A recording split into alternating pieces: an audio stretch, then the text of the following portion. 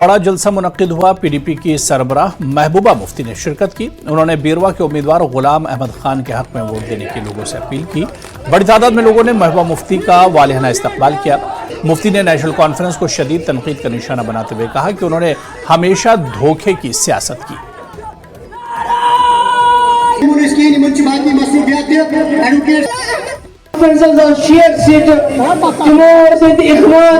task force Kota मुसलक कमने के लुकन पर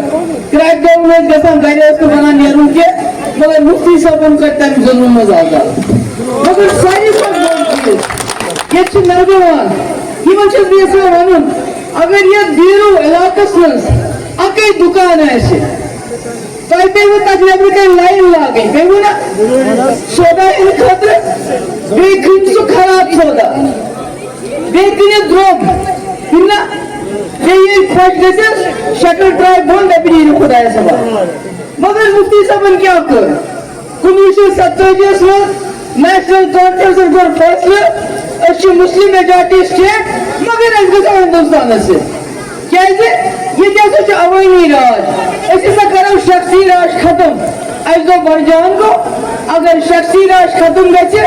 अवामुक राजी रुख करन पन्ने तकदीर फोर्स वोट से ये जान मगर तो अगर याद करो 1970 पे 2010 रोज ये अके जमहूरियत के खानदान राज वज़ीर दिफा राजनाथ सिंह ने